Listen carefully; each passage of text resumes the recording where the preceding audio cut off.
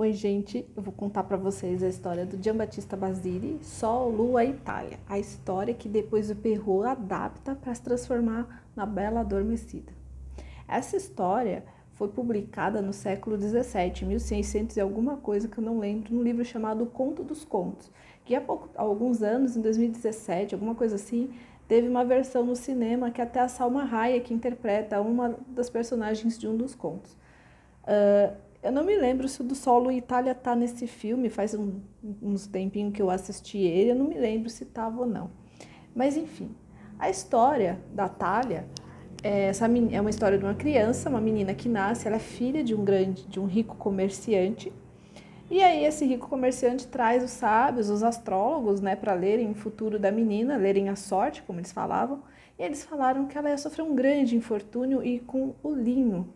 Então esse homem, o pai dela, proibiu todo mundo de usar linho para ela não correr o risco. Mas o tempo passou, a Thalia cresceu, ela uma mocinha, sei lá, 16 anos, ela viu uma senhorinha fiando no coisa lá no coisa de teatro. E ela perguntou assim: nossa, mas que bonitinho, o que que é isso? Aí essa senhora fala para ela: ah, isso aqui é um fio de linho. E ela pergunta se ela pode ajudar a senhorinha. E essa mulher deixa e ela vai ajudar, e aí uma farpinha de linho entra debaixo da unha dela e ela desmaia num sono profundo. O pai dela ficou tão desesperado de ver a filha dele ali desmaiada, todo mundo pensou que ela tinha morrido, ele não aceitou que ela morreu e ele não achou que ela tinha que ficar dentro de um caixão e ser enterrada. E aí levou o corpo adormecido dela para uma de suas casas que ele tinha no campo e deixou a menina lá dormindo num quarto bem vestida, assim, bonita. Passou-se muitos anos. Todo mundo, essas pessoas morreram, essa cidade sumiu do mapa. A casa que a Thalia ficou lá adormecida ficou esquecida, então com o tempo a natureza cobriu a casa de mato. E aí, pela redondeza, tinha um rei, ele estava caçando com seu falcão, um rei que dominava a arte da falcoaria, né? E ele estava lá caçando com seu falcão, e o seu falcão achou a casa que a Thalia estava lá dormindo. E o rei foi lá e achou o corpo dela. E ele ficou tão encantado com a beleza dela, ele tentou acordá-la, mas ele não conseguiu. Mas ele achou ela tão bonita e ele abusa dela sexualmente. Ele, na história, fala deflorar, ele estuprou o corpo dela. E vai embora. E ele faz isso recorrente. Toda vez que ele ia caçar, ele fazia um jeito de ir lá para aqueles lados, só para ir deflorar a Thalia. E aí o que aconteceu? A Thalia ficou grávida. E nesse meio tempo o rei não foi mais, e ela ficou grávida e teve gêmeos.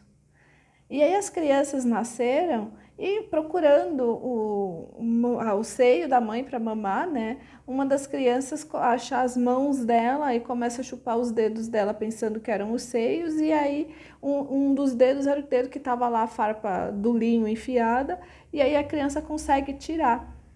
E a Thalia acorda, quando ela acorda ela se vê lá com duas crianças, né, que ela tinha acabado de dar à luz, e cuida delas, virou a mãe. E aí nisso, ela tá lá cuidando das crianças, o rei aparece de novo. E ela tá acordada com os filhos dele, só que aí o rei tem um dilema, ele já era casado. E ele inventou uma desculpa para a rainha para ir para aqueles lados. E ele continuou a visitar a Thalia e cuidar das crianças. Ele tinha um carinho enorme, porque eram os filhos dele, a rainha não tinha filhos. Só que a rainha ficou desconfiada. Nesse mato tem coelho, ela pensou. Ela pegou um dos empregados do rei e forçou esse cara a contar o que estava acontecendo. E o cara contou, o rei achou um castelo com uma moça lá, e ele engravidou ela e tem duas crianças. Aí ela teve uma ideia. Ela pegou esse empregado, mandou ele lá na casa que estava a Thalia e falou assim: olha, o rei está pedindo para eu levar as crianças para a senhora e depois ele vem buscá-la. E ela, inocente, ela deu as crianças para ele, ele levou para o castelo, mostrou as crianças para a rainha, né, dois bebês, e a rainha chamou o cozinheiro e falou assim: eu quero que você mate e cozinhe esses bebês e sirva ao rei. E aí o cozinheiro, ele ficou tão chocado com aquilo que ele, na hora, ele falou: tá bom, né, a senhora é a rainha, eu tenho que obedecer. Mas ele não matou. Ele pegou as crianças e deixou na casa dele, com a esposa dele escondida.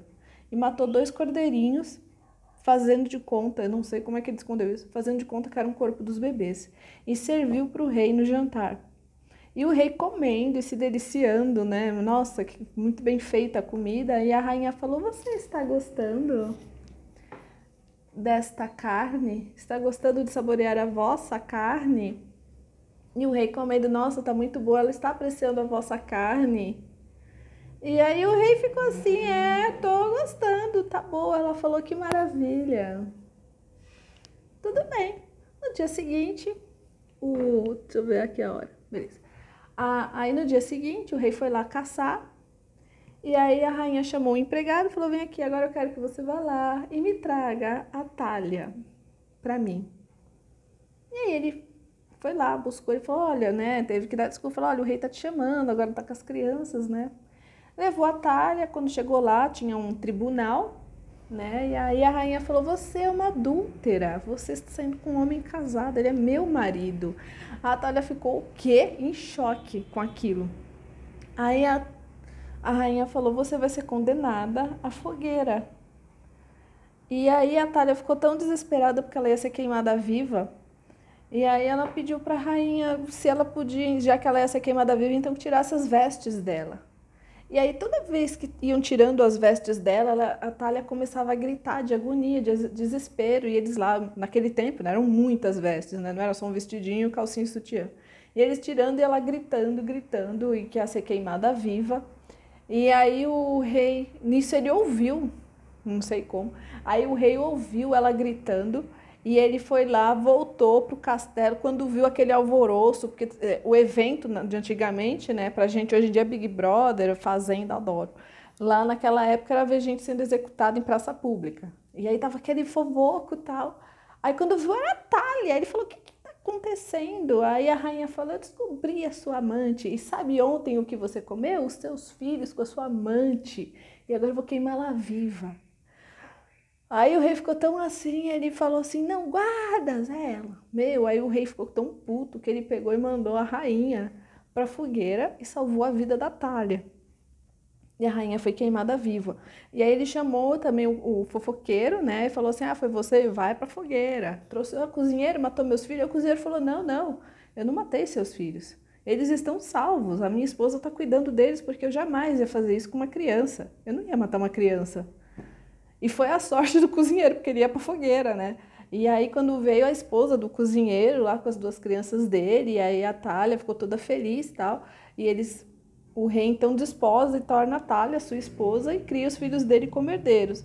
E ele promove o cozinheiro a camareiro real por ter salvo a vida dos filhos dele. E o legal é que essas histórias sempre tinham uma moral, né? A moral da história da Thalia era a palavra, né? A frasezinha lá final era uma coisa do tipo: quem nasce afortunado até na cama é afortunado. E no caso a Thalia nasceu afortunada, só em Sagitário. Essa é uma das histórias. Essa história, depois o Perrault, ele pegou e transcreve, adapta ela para a história que a gente conhece da Bela Adormecida, que a Disney depois faz aqueles filmes dele, né? E na Bela Adormecida envolve fadas, tal, mas na história do Basile, ela era filha de um comerciante, e assim, supõe-se que se esse livro foi publicado no século XVII, imagina que é muito antigamente pro século XVII, então isso vamos supor que isso aconteceu no século X, né?